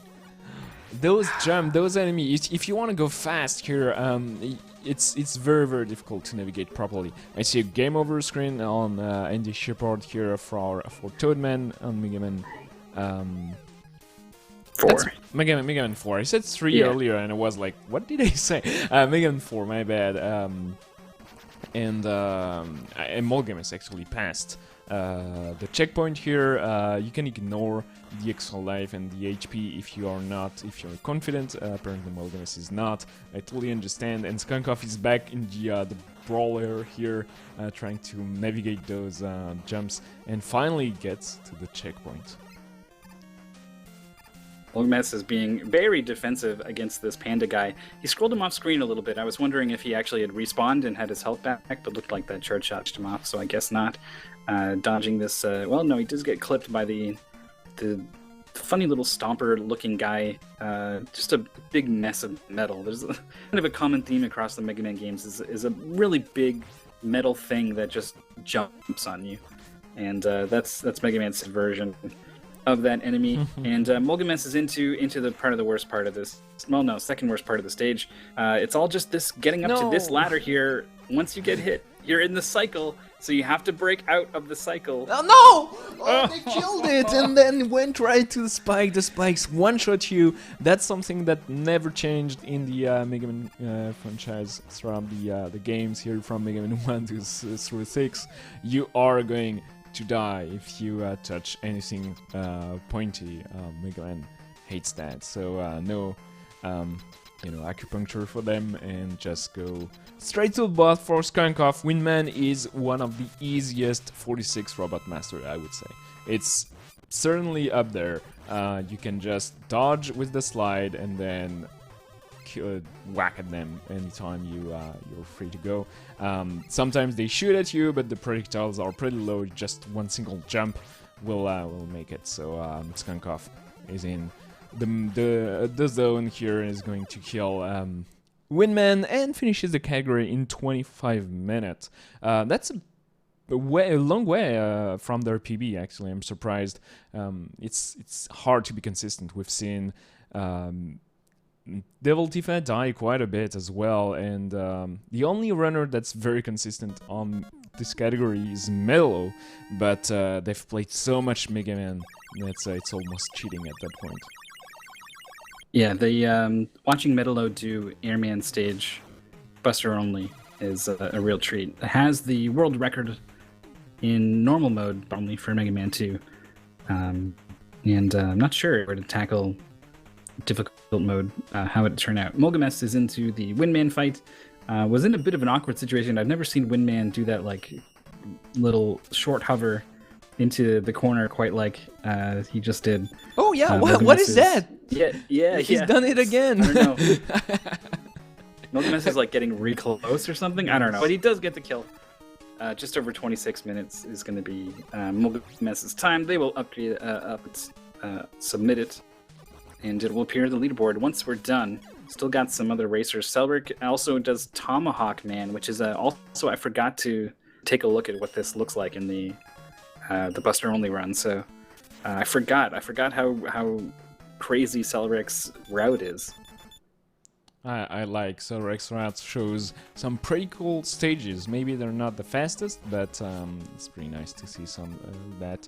Did Skunkoff do only 9? Nah, that was their 10th. They're just doing an extra level here, so we have something to watch on screen as they keep on going, I guess. I don't know. I don't know what happened. I'm a bit confused, but let's assume they beat the category in 25 minutes. We'll have the final answer as they submit their time on the leaderboard. Tomahawk Man is not the hardest boss, but it's all about compromise. You want to be close to them when they do the axe attack, and far away from them when they do the feather. No, it's the other way around, but you have you understood the idea. And it's all about sliding under his attacks and hitting them as soon as you can, and they're vulnerable again, so charging your shots and dodging the attacks, rinse and repeat. I like the strategy of sliding immediately away, and then if it's the feathers, you still have enough time to turn around and slide back. So that was kind of a key in dealing with the two different attacks that Tomahawk Man can do. Best strategy, I think, is to not fight Tomahawk Man, is to go to some other stage, in my opinion. Blizzard and Wind are both pretty good candidates in terms of overall speed and difficulty. Flame Man is also about as fast, though I would say more difficult. Skunkoff gets chomped by a fish there. And Mulgameth's messing around in Ring Man stage, which would be interesting to see as part of the category. Yeah, look at this horrible room with these bridges that disappear and these turrets. But currently actively racing, it's Indy Shepherd, really, who has been struggling with Toadman for a while. Just game overed on some spikes. You know, Toadman is one of the easiest bosses for sure. You just kind of keep shooting him and he doesn't do much. But his stage, it's hard. The rain and the water and the constant shifting of, you know, which of these things is going to be affecting you, how, and then also factoring in sliding on top of that. It's very hard to adjust to all the different movement speeds that you have in this stage. Yeah, especially as Buster only, it can be pretty difficult to kill the snails and to jump correctly. Here, Indy Shepherd dies again. They'll keep on going though. As said in chat, UD is all about learning. UD 7 started 4 weeks ago. This is the end of week 4. We are going to start week 5 as at the end of the stream, announcing the achievements for a Sage week, and we decided to go for learning all the games at the same time, pretty much during UD7. Lots of the games are pretty short, so you can switch back and forth with the games pretty easily. But if you want to put a lot of practice, you have to stick with your guns and learn, practice save states, repeat a lot. And some runners might not be there yet. Some of the runners for the UD here are completely new to speedrunning. UD is all about us also showing that speedrunning can be fun and easy to learn, hard to master, obviously. And it's Indy Shepherd probably never played any Megaman game before UD7, so they're doing their best, and they'll improve. They'll learn all the tricks, the mashing, the letting go of the ladders on Woodman if they want to keep going with that, and eventually I'm sure they will get to the 25-minute mark and compete with Skunkoff, Mulgamis, and all the others. Devil Tifa finished with 215 points. That's a 21 minute and 5 second time. That's actually very, very good. KTH and Self Shady both got 210, and Ash Lambert got a 22:10 actually. So very good times overall. And there's the optimal time is estimated to be around the 18-minute mark, maybe 17:50. But it seems like nobody in the UD is able to do that, and I don't know if anyone will grind the time ever, but it's something to keep in mind. There is time to save everywhere on all the Megaman games. It would be fun to see the 10 Robot Master category pop up on Megaman leaderboards. Nice health drop for Indy Shepherd. That's going to help a lot. It's not going to help so much with the instant death spikes, so let's do our best to avoid those. Fish just jumping right over. Nails that jump that got them last time. The boss door is within sight here. All right, into the fight proper. We should be done with Megaman 4 for Indy Shepherd here. What's your favorite boss of the 46 from Megaman 1 through 6 mythical? Iceman's because pretty cute. I think that's I don't think there's many robot masters that wear clothes, so that's pretty high tier. Heatman's literally just a Zippo lighter with legs. That's pretty good. I guess, yeah. Toadman is Shadow Man's a not. ninja. He's not. He would not be my favorite. Yeah, He I is don't. pretty dumb. He's bulky. I He's mean, ineffective. it's pretty cute, right? I don't know what's happening with that boss, but once you get there, the stage is pretty difficult. But Andy Shepard did not take a single hit on the fight and moves on to Mega Man 5. So Mega Man 5, oh no, it sticks to, actually stick to Mega Man 4 maybe. A little bit of hesitation here, menuing, and yeah, okay. Moving on to Mega Man 5. So Mega Man 5, we've seen Starman, Gravity Man, and Stone Man. All the other Robot Master, the other 5, are completely out of the question, it seems. They're pretty long, pretty difficult. Mega Man 5 is not an easy game, and a lot of the stages are actually very, very long in Mega Man 5 and 6. So, yeah, it's, Starman, Gravity Man are very hard to execute on, but if you do them perfectly, you are going to have a better time than going to through Airman or some of the other short levels in the other games. Andy Shepard in Man stage here isn't doing too much charging of the Buster. Mega Man 5, the charge Buster is really, really good. The hitbox on it is like as tall as Mega Man himself. So there's a number of places here where you can fire it and take out a whole row of enemies. Andy Shepard's not really leveraging it, and it's the kind of thing where if you don't have much practice, you'll probably feel pretty uncomfortable holding that charge button down. And if you don't have a plan for when to use it, then you'd really rather not be worried about having it charged up. So this is basically what happens when you're a newer, but it really is a really useful tool that I'm sure they will really come to add in and be surprised at how good it is. Yeah, here we go, getting some of these charge shots, eventually their mark, and a nice health drop actually. That's going to count for a lot. No! Oh my god! Just like within frames, they could not get it. Oh, that hurts. Yeah, those have a lot of HP. You can ignore them by jumping over the enemy, but the gravity is super low on Starman. I don't know where that stage takes place, but certainly not on the hearse. And yep, and you should be taking their time. You have to aim exactly for the eye, or it will not take damage. And you keep on moving. Those screens can be deadly if you don't, if you fall on the spikes, or if you start struggling against the Mets here. But and these guys are the worst. Just killing everybody. They're the worst. They have the worst AI in video games. Is the enemy that just drives directly into your hitbox and just tries to stay there. It is the most annoying thing, especially if you've got an attack like Mega Man's where he sticks his arm out and then shoots. So if something is like inside him, it's not actually gonna hit it. Oh, they're so bad. At least they die in one hit. If you've got your practice, then you know where to place your shots to make them not a problem. But when you're in the place where Andy Shepard is, they're a huge pain. Has got through the stage. Okay, moving on to the boss fight. Starman has you don't want that. You don't want that jump right at you. It's the worst thing he can do. You want him to be throwing a shield, and you want nice high jumps to give you plenty of time to react. Staying close to Starman, and I think maybe jumping helps manipulate him into doing these more favorable things. What you really want to not do is miss your big charge shot that you've been saving this whole time. But is playing really defensively here, so even if this takes longer, I don't think that Andy Shepard's going to die here.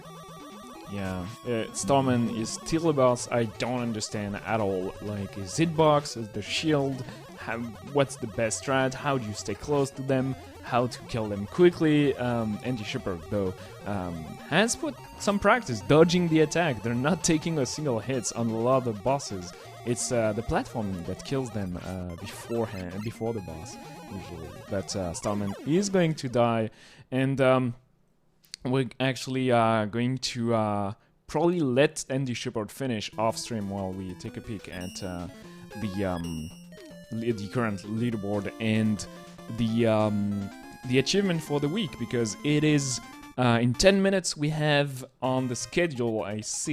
I opened it and closed it immediately, but if you type !schedule, we are going to have many other runs on Speed Gaming. But before that, Devil Tifa takes the lead uncontested on that tournament with 825 points total. Only Kirby's score is not in black, meaning we're a little bit short of the 200 mark here. KTH is in second place at 810, and Silchidi in third at 806. And then a big gap. Skunkov fell off so much because of Kirby, and they were doing great, but they're missing the top three here by actually quite a lot. And Skunkov, Maxrad, Q Shadow, Sarek, Ash Lambert, and Sablier and Tilgar are going to get the bronze star for being on top 10 here. Onlyker and Molgames are going to be so close, but yeah, if Molgames got 50 extra points on Trackmania, I know they can. They would have been so far deep down the top 10 here. This is pretty heartbreaking. Yeah. This is. You just need more time. If you're not a racing player and you just jump into the Ultimate Decathlon and they throw Trackmania at you, it takes time for that to really click. So. Very tough game to race. Molgames, I think, is going to get there just based off of how much time they've put into all these other games so far. Fully expect that 133 to creep up pretty quickly into the 180, 190 range, and then we can start to see Molgames crack some of these top 10s. I can't believe I ever said Devil Tifa was not good at Megaman. I can't believe I even thought it earlier in this stream. There's been what, Mega Man 2 and 3 have been in past UD seasons? Only Mega Man 2 and X, which is a completely different story. Hard to compare the Mega Man, the classics on the NES and what happened after.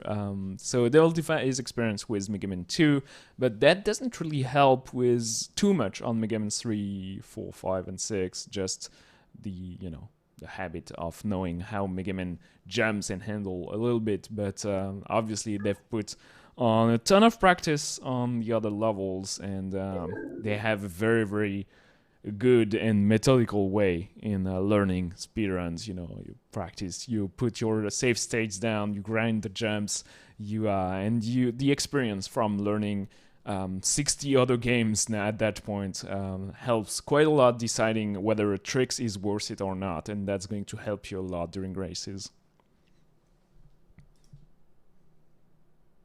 As the timer ticks over past the 40-minute mark, I don't know if we're going to get a chance to see Andy Shepard finish. Their time remains blank for now, as well as Astrom, who was like right there in the top 10 and is yet to submit the Mega Man time. I'm actually a little bit curious now what they have. They have like an hour time in Mega Man, so they are still pretty green in Mega Man. So this is probably going to come in eventually, and it's probably going to be better than an hour.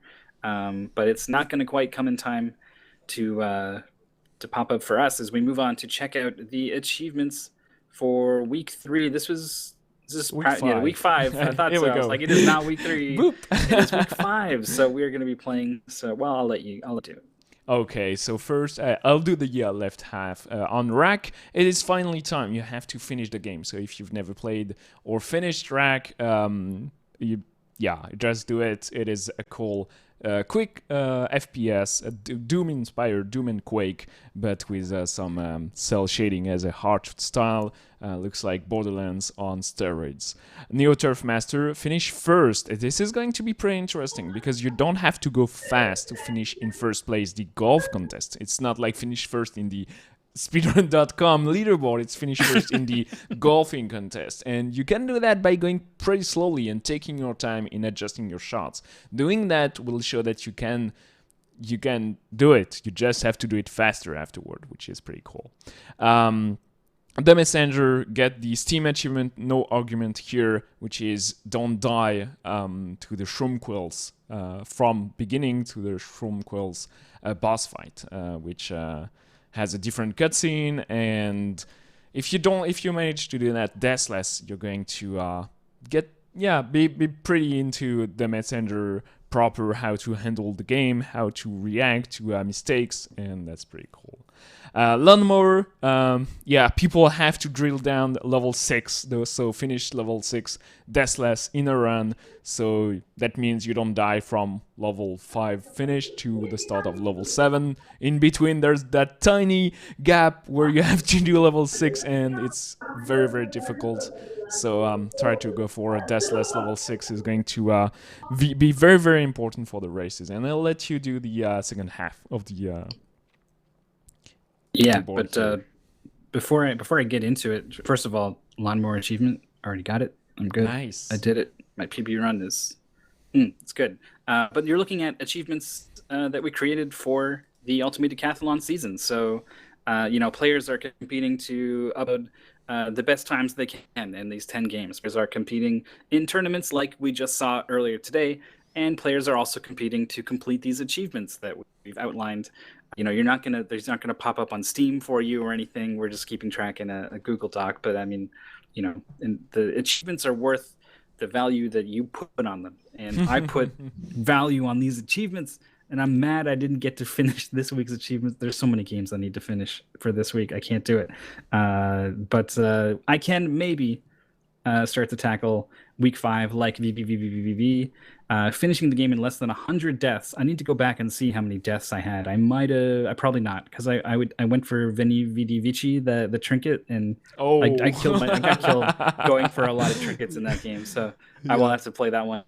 Megaman 1-6, we just saw finished deathless. Not so easy. There's a lot of spikes in these games, and they will ruin your run at that achievement. We've also got Out There Somewhere, which is a really cool puzzle platformer game that we haven't featured on any tournaments yet. We had our first introductory achievement for it last week. This week, it's to do the second out of bounds glitch in a run. So kind of getting you into some of the speed tricks for that game. For Minit, finish in 15 runs. This is every time you die, you start again, and it tells you how many times you died at the end, and the ideal amount is 15 runs. You could change the route here to cheat it a little bit and try to get more done in your 15 runs, even if it means it's a little slower than if you had taken an extra death. So if you really want the achievement, do that. Or you could just go out and try to get that really clean run, and you'll have to get 3 really clean runs in order to beat Kirby's Dream 3 times in less than 45 minutes. So we've got achievements for 9 of the 10 games here. I like the way of it. Eventually everyone's going to be doing all the games, and there's going to be something to do in each game. I'm looking forward to it. Yeah, all those achievements should be tilted toward practicing and learning the speedrun of those games as we progress. It's going to add up plus some different challenges and weird things, but so far we want to keep the players focused on the achievements, which leads us to the tournament we are going to have on next week. So it's going to be a lighter week as the players have a ton to do. We are going only to do a tournament on Wednesday, and it's going to be Rack, Out There Somewhere, and VVVVVV, if I recall correctly. I don't want to say something that would be wrong, but those are the 3 games Out There Somewhere, VVVVV, and Rack. So the 3 games we've never seen on stream are going to be played back to back. So expect a lot of the runners to be blind-ish or don't know much about the games or the speed tricks, but we're going to add those games. So that's going to be on Wednesday at 2 p.m. Eastern time. And on next weekend, we're going to have the finals for the team tournament. So it's not going to be an open tournament like we've done today. It's going to be the 4 best teams. I don't remember the details, but that are going to play. And so to decide who's the best team on the games were Lawnmower, Minit, Kirby's Dreamland, Neo Turfmaster, and Trackmania. And Mythical, your team has done fantastic, so I hope maybe you'll be one of the players next weekend. I don't know how I wanted to commentate it, so I don't want to have to He's do going both to somehow. he's going to I'm kill not sure his how this is team. gonna work. When they recruited me for a team, I was like, oh, this is cute. They're including me, and then we'll lose for sure because I'm on the team, and then that way I will never make the finals, and I won't have to worry about it. And then it turned out I got pretty good at 2 games, and each person plays 2 games, so I'm contributing a lot to my team. And then I also have Soggy Toast and Megaman on my team as well, who are pretty good at a lot of games. And the other people on our team did the same as me. They picked 2 games and really focused on it, and so now our team's pretty good. So we'll see. That's been going on for the past couple of weeks. That's been fun. I hope you guys have had fun checking out this tournament, this achievement. There's a lot of stuff happening on Speed Gaming. If you stick around, I don't think we'll be able to switch it over onto Speed Gaming 1 in time, so you will have to go to either Speed Gaming 3 or 4 to check out the Wind Waker Randomizer or Splatoon 2 happening on those channels. Lots more happening tonight. The Messenger, Kirby's Dreamland, of course, both part of UT. So, got to give those the shout out first. Super Mario Bros. 3 Randomizer, Ori and the Blind Forest, more Splatoon 2, and a lot of Super Mario Bros. 3 actually. Special shout out for non-speed gaming content. I know I'm probably not supposed to do this, but if you're a fan of speedrunning multiple games in a short period of time and then coming together to do one big thing, which is we what the UD is. I love it, yeah. The Big 20 is happening about now. It's starting on twitch.tv/bestofness, and we wish all those runners the best. So special shout out to those guys as well. Yeah, the list for that event is crazy, and the players have put a ton of practice. I've seen a lot of good names, and the games are crazy good. It is the 10th time they're doing it, and it's the best of the 10th, the 9 previous, if I recall correctly, how the games have been chosen. So yeah, be sure to check that out. It's going to be a ton of fun. See you next week, and have a good weekend.